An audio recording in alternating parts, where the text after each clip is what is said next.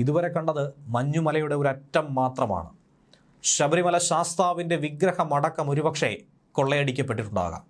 എന്നാൽ ഈ ഘട്ടത്തിൽ വളരെ നിർണായകമായൊരു വെളിപ്പെടുത്തൽ കൂടിയാണ് BJP സംസ്ഥാന അധ്യക്ഷൻ രാജീവ് ചന്ദ്രശേഖർ നടത്തിയിരിക്കുന്നത്.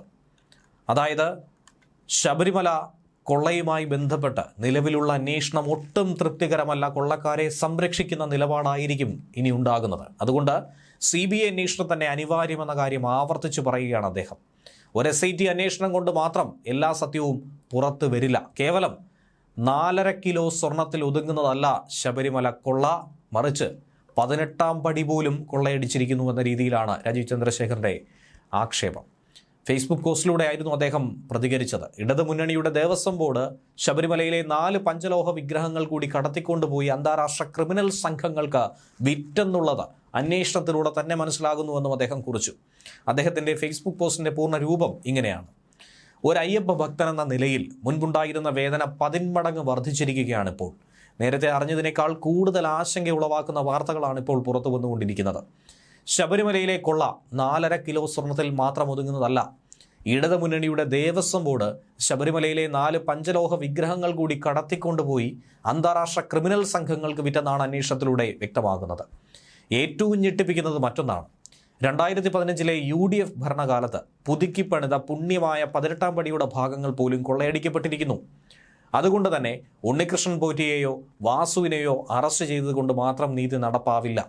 കോൺഗ്രസ് UDF ഭരണകാലത്തെ തുടക്കമിട്ട CPM LDF ഭരണത്തിൽ നടപ്പിൽ വരുത്തുകയും ചെയ്ത വലിയൊരു ഗൂഢാലോചന തന്നെ ഇതിന് പിന്നിൽ നടന്നിട്ടുണ്ട്. ഇത് വെറും കൊള്ള മാത്രമല്ല, ഇത് ഈശ്വരനിന്ദയാണ്. സ്വാമി അയ്യപ്പനോടും എന്നെപ്പോലുള്ള ലോകമെമ്പാടുമുള്ള കോടിക്കണക്കിന് അയ്യപ്പ ഭക്തരോടുമുള്ള വഞ്ചനയാണ്. ഒരു SIT അന്വേഷണം കൊണ്ട് മാത്രം എല്ലാ സത്യവും പുറത്തു വരില്ല. അതിന് CBI അന്വേഷണം തന്നെ അനിവാര്യമാണ്. ഒരു കാര്യം എന്തു വന്നാലും മറക്കരുത്: ഈ നാണംകെട്ട അഴിമതിയെ ഒരു പിഴവ് മാത്രമായി ചിത്രീകരിച്ച് മറച്ചുവെക്കാനായിരുന്നു മുഖ്യമന്ത്രി പിണറായി വിജയൻ ആദ്യം ശ്രമിച്ചത്. അയ്യപ്പ ഭക്തർക്ക് ഞങ്ങൾ നീതി ഉറപ്പാക്കും, സ്വാമിയെ ശരണമയ്യപ്പ എന്ന് പറഞ്ഞുകൊണ്ടാണ് അദ്ദേഹത്തിൻ്റെ പോസ്റ്റ് അവസാനിപ്പിക്കുന്നത്. നേരത്തെ തന്നെ CBI അന്വേഷണം അനിവാര്യമാണെന്ന് ചൂണ്ടിക്കാട്ടി നിരവധി ആളുകൾ രംഗത്ത് വന്നിട്ടുണ്ടായിരുന്നു. ഇതിനിടയിൽ തന്നെ നിർണായകമായ ചില വിവരങ്ങൾ, അതായത് തന്ത്രിയടക്കം ചോദ്യം ചെയ്യേണ്ട ഒരു സാഹചര്യം ഉണ്ടായിരിക്കുന്ന വാർത്തയും പുറത്തു വന്നിട്ടുണ്ടായിരുന്നു. ഇതിൽ കൂടുതൽ വിവരങ്ങൾ ചോദിച്ചറിയാൻ വേണ്ടി തന്നെയാണ് മൊഴിയെടുക്കുന്നത്. അതിനുശേഷം പ്രതിയോ സാക്ഷിയോ ആക്കുന്ന കാര്യത്തിൽ ഒരു അന്തിമ തീരുമാനത്തിലേക്ക് കടക്കും. നിലവിൽ സാക്ഷിയായിട്ടാണെങ്കിൽ അത് പ്രതിസ്ഥാനത്തേക്ക് മാറാൻ തന്ത്രി നൽകുന്ന മൊഴി അനുസരിച്ചായിരിക്കും, ഇവർ തമ്മിലുള്ള ബന്ധം സ്ഥിരീകരിക്കുന്നതനുസരിച്ചായിരിക്കും അന്വേഷണ സംഘം കടക്കുന്നത്. സ്മാർട്ട് ക്രിയേഷൻസിൽ നിന്നും വേർതിരിച്ച സ്വർണം ബെല്ലാരിയിലെ ഗോവർദ്ധൻ്റെ ജ്വല്ലറിയിലാണ് വിറ്റതെന്ന് നേരത്തെ പ്രത്യേക അന്വേഷണ സംഘം കണ്ടെത്തിയിരുന്നു. പോറ്റി ഇടനിലക്കാരായ കൽപേഷ് വഴിയാണ് ഈ വിൽപ്പന നടന്നത്. ജ്വല്ലറിയിൽ നിന്നും ഈ സ്വർണം അന്വേഷണ സംഘം കണ്ടെടുത്തു. ശബരിമല സ്വർണ്ണക്കൊള്ളയുമായി ബന്ധപ്പെട്ട് ഇതിനിടയിലാണ് രമേശ് ചെന്നിത്തല നിർണായകമായ ചില വിവരങ്ങൾ കൈമാറിയത്. അതായത് ഈ വിവരങ്ങളുടെ അടിസ്ഥാനത്തിൽ അന്വേഷണം കൂടുതൽ വിപുലീകരിച്ച് പ്രധാനപ്പെട്ട ഒരാളുടെ പേരടക്കം പുറത്തു വന്നിരിക്കുന്നു. അത് ശരിയാണെന്ന് അന്വേഷണ സംഘം സ്ഥിരീകരിച്ചിരിക്കുന്നു. വിദേശ വ്യവസായി ചെന്നിത്തലയോട് വെളിപ്പെടുത്തിയ ഡി മണി എന്ന വ്യക്തിയെ കണ്ടെത്താൻ SIT സംഘം തിരച്ചിൽ ആരംഭിച്ചു കഴിഞ്ഞിരിക്കുന്നു. വിവാദമായ ഈ പേരാണ് കുറച്ച് ദിവസങ്ങളായി മാധ്യമങ്ങളിൽ നിറഞ്ഞു നിൽക്കുന്നത്. കൂടുതൽ വിവരശേഖരണത്തിനായി SIT പ്രത്യേക സ്ക്വാഡിനെ തന്നെ രൂപപ്പെടുത്തി ചെന്നൈയിലേക്ക് എത്തിച്ച് അന്വേഷണം നടത്താനാണ് ഉത്തരവിട്ടിരിക്കുന്നത്. ചെന്നൈ നഗരം കേന്ദ്രീകരിച്ച് ഇപ്പോൾ അന്വേഷണ സംഘം പ്രവർത്തിക്കുകയാണ്. ഈ കേസുമായി ബന്ധപ്പെട്ട് ചെറുതും വലുതുമായി കിട്ടുന്ന വിവരങ്ങളൊക്കെ തന്നെ ക്രോഡീകരിച്ച് അത് കൃത്യമായി പരിശോധിച്ച് അത് ഈ കേസുമായി എങ്ങനെ ബന്ധപ്പെടുത്താമെന്നുള്ളതാണ് SIT നിലവിൽ തീരുമാനിച്ചിരിക്കുന്നത്.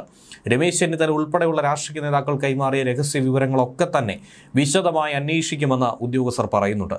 കഴിഞ്ഞ ദിവസം പ്രതിപക്ഷ നേതാവ് VD സതീശൻ പറഞ്ഞ ഒരു വിഷയമുണ്ടായിരുന്നു. മുഖ്യമന്ത്രിയുടെ ഓഫീസ് മുഖേന ഉന്നത IPS ഉദ്യോഗസ്ഥർ ഈ കേസിൽ SITക്ക് മേൽ വലിയ സമ്മർദ്ദം ചെലുത്തുന്നു എന്ന തരത്തിലുള്ള വിവരങ്ങൾ പറഞ്ഞിരുന്നു. കൂടുതൽ ഇനി മുന്നോട്ട് നീങ്ങിക്കഴിഞ്ഞാൽ അവരുടെ പേരടക്കം വെളിപ്പെടുത്തുമെന്ന ഭീഷണിയും VD സതീശൻ ഉയർത്തിയിട്ടുണ്ട്. അപ്പോൾ ഉന്നത തലങ്ങളിലൊക്കെ തന്നെ ഉദ്യോഗസ്ഥ തലങ്ങളിലായിക്കോട്ടെ IPS തലങ്ങളിലായിക്കോട്ടെ ഇതിന് വലിയ ഭയചകിതരായി നിരവധി ആളുകൾ ഒളിച്ചിരിക്കുന്നു എന്നുള്ളത് വ്യക്തം തന്നെയാണ്. ശബരിമലയിലെ വിഗ്രഹങ്ങൾ കടത്തിയെന്ന വിദേശ വ്യവസായിയുടെ വെളിപ്പെടുത്തലിന് പിന്നാലെയാണ് ഡി മണി ആരെന്ന് അന്വേഷിക്കാൻ തീരുമാനിച്ചത്. അങ്ങനെ ഒരാളുണ്ടെന്ന് SIT സ്ഥിരീകരിച്ചിട്ടുണ്ട്. വ്യവസായി കൊടുത്ത മൊഴിയിൽ സൂചിപ്പിച്ച ചെന്നൈ സ്വദേശിയായ ഡി മണിയുടെ സംഘത്തിലുള്ളവരുമായി SIT ഉദ്യോഗസ്ഥർ തന്നെ ഫോണിൽ ആശയവിനിമയം നടത്തിയിട്ടുണ്ട്, കാര്യങ്ങൾ ചോദിച്ചറിഞ്ഞിട്ടുണ്ട്. കൂടുതൽ വിവരശേഖരണത്തിനും തെളിവ് ശേഖരണത്തിനുമാണ് അന്വേഷണ സംഘം ചെന്നൈയിലെത്തിയത്. ശബരിമലയിൽ നിന്നും 4 പഞ്ചലോക വിഗ്രഹങ്ങൾ കടത്തിയെന്നും അത് ഡി മണി എന്ന ചെന്നൈ സ്വദേശി കൈപ്പറ്റിയെന്നുമാണ് ദുബായ് വ്യവസായി കൊടുത്ത മൊഴി. ദുബായിലെ ഈ വ്യവസായിക്ക് വിഗ്രഹ കടത്തുമായി ബന്ധപ്പെട്ട് നിർണായക വിവരങ്ങൾ അറിയാമെന്ന് ചെന്നിത്തല നേരത്തെ ആരോപിച്ചിരുന്നു. അതിനെ തുടർന്ന് ചെന്നിത്തലയുടെ മൊഴിയെടുത്തിരുന്നു. അതിനുശേഷമാണ് രേഖാമൂലം അറിയിച്ചതിനെ തുടർന്ന് SIT ഇദ്ദേഹത്തിന്റെ മൊഴിയും രേഖപ്പെടുത്തിയത്. അങ്ങനെയാണ് കാര്യങ്ങളിൽ വലിയൊരു ട്വിസ്റ്റ് ഉണ്ടായിരിക്കുന്നത്. 2019, 2020 കാലഘട്ടത്തിലാണ് ഈ വിഗ്രഹങ്ങൾ കടത്തിയത്. ശബരിമലയുടെ തന്നെ ഭരണ ചുമതലയിലുള്ള ഒരു ഉന്നത ഉദ്യോഗസ്ഥൻ, ഒരു ഉന്നതൻ ഇതിന് നേതൃത്വം നൽകിയെന്ന് വ്യവസായി അന്വേഷണ സംഘത്തോട് പറഞ്ഞിട്ടുണ്ട്. രാജ്യാന്തര ബന്ധങ്ങളുള്ള ഒരു വലിയ കള്ളക്കടത്ത് സംഘം ഇതിന് പിന്നിൽ പ്രവർത്തിച്ചിട്ടുണ്ട്. ഉണ്ണികൃഷ്ണൻ പോറ്റി എന്നയാളാണ് ഇതിന് ഇടനിലക്കാരനായി നിന്നത്. പോറ്റിയെ കൂടാതെ വലിയ വലിയ മീനുകൾ ഇതിന് പിന്നിലുണ്ട്. അതിനെ ഒന്നും തന്നെ കണ്ടെത്താൻ ഇതുവരെയും ആർക്കും കഴിഞ്ഞിട്ടില്ല. 2020 ഒക്ടോബർ 26 തിരുവനന്തപുരത്ത് വെച്ചാണ് വിഗ്രഹങ്ങൾക്കായിട്ടുള്ള പണം കൈമാറിയത്. അന്ന് ആ കൂട്ടത്തിൽ ഒരു മന്ത്രിതല വ്യക്തി കൂടി, ഉന്നതൻ കൂടി ഉണ്ടായിരുന്നു എന്ന സംശയമാണ് ഇപ്പോൾ ബലപ്പെടുന്നത്. ആ കൂടിക്കാഴ്ചയിൽ ഡി മണിയും ഉണ്ണികൃഷ്ണൻ പോറ്റിയും ഭരണരംഗത്തെ തന്നെ ഉന്നതനും മാത്രം പങ്കെടുത്തു. അതാരെന്നുള്ള വിശദമായ വിവരം SIT സംഘത്തിന് ഇതിനോടകം തന്നെ ലഭിച്ചിട്ടുണ്ടാകും.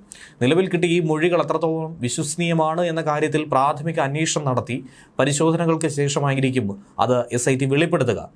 മണിയുമായി തനിക്കൊരു ബന്ധവുമില്ല എന്ന് പോറ്റി ആവർത്തിച്ചു പറയുന്നെങ്കിൽ പോലും ഇത് കണക്ട് ചെയ്യാനായി നിരവധി കാരണങ്ങളുണ്ട്.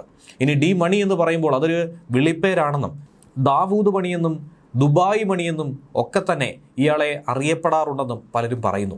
വിഗ്രഹങ്ങൾ ഇങ്ങനെ വിറ്റഴിച്ചതിലൂടെ വൻ തുകയാണ് ശബരിമല ഭരണസമിതിയുമായി അടുത്ത് ബന്ധമുള്ള ഉന്നതന് കിട്ടിയിട്ടുള്ളത്. ഇതും റിപ്പോർട്ടിൽ പറയുന്നു. ഈ ഉന്നതനെ തന്നെയാണ് പത്മകുമാറും സംഘവും ഇതിനോടകം തന്നെ സംരക്ഷിച്ച് പിടിക്കുന്നത് എന്നുള്ള സംശയം SITക്ക് ബലപ്പെടുകയാണ്. വാസുവിനും അതുപോലെ തന്നെ പത്മകുമാറിനും പോറ്റിക്കും കൃത്യമായി ഡി മണിയും അതിന് മുകളിലെ ഉന്നതനെയും വ്യക്തമായി തന്നെ അറിയാം.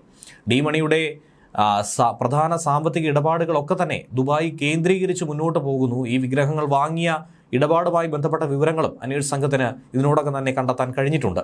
തിരുവനന്തപുരത്തെ ഒരു ഹോട്ടലിൽ വെച്ച് പഞ്ചലോഹ വിഗ്രഹങ്ങൾക്ക് വേണ്ടി പണം കൈമാറിയെന്നും അതിനായി ഡി മണി തിരുവനന്തപുരത്തെത്തി. വിമാനമാർഗമായിരുന്നു എത്തിയത്. ഇത്തരത്തിലുള്ള വിവരങ്ങളാണ് നിലവിൽ പുറത്തുവിട്ടിരിക്കുന്നത്. ഏറെ നിർണായകമായ വിവരങ്ങൾ. ഈ വിവരങ്ങളെക്കുറിച്ച് നിലവിൽ കേരളത്തിലെ പോലീസ് സംഘം മാത്രമല്ല, കേന്ദ്ര ഏജൻസിയും ഗുരുതരമായി തന്നെ നോക്കിക്കാണുന്നു. അന്വേഷിക്കേണ്ട സാഹചര്യം തന്നെയാണ് നിലവിൽ റിപ്പോർട്ട് ചെയ്യാനായി പോകുന്നത്. അതേസമയം 2019 ബോർഡ് അംഗങ്ങളായിട്ടുള്ള KP ശങ്കരദാസിനെയും N വിജയകുമാറിനെയും പ്രതിയാക്കുകയല്ലാതെ പോലീസിന് മുന്നിൽ മറ്റു മാർഗങ്ങളില്ല. പ്രതിയാക്കുമെന്ന നിർദ്ദേശം കിട്ടിക്കഴിഞ്ഞു. റിമാൻഡിലുള്ള ദേവസ്വം ബോർഡ് മുൻ അധ്യക്ഷൻ പത്മകുമാറിന്റെ മൊഴിയുടെ അടിസ്ഥാനത്തിലാണ്, ആ മൊഴിയാണ് വിനയായി മാറിയത്. അതിന്റെ അടിസ്ഥാനത്തിൽ നടപടിയും എടുക്കും. പത്മകുമാർ ദേവസ്വം ബോർഡ് പ്രസിഡന്റായിരുന്ന കാലയളവിലെ ഭരണസമിതിയിലെ അംഗങ്ങൾ കൂടിയായിരുന്നു ഇരുവർ. 3 അംഗ ബോർഡ് കൂട്ടായി എടുത്ത തീരുമാനത്തിന് തന്നെ മാത്രം പ്രതിയാക്കുന്ന തൊട്ടും നീതീകരിക്കാൻ കഴിയില്ല എന്നാണ് പത്മകുമാർ വാദം ഉന്നയിച്ചത്. ബോർഡ് തീരുമാനത്തിൽ ഇരുവർക്കും കൂട്ടുത്തരവാദിത്വമുണ്ട്.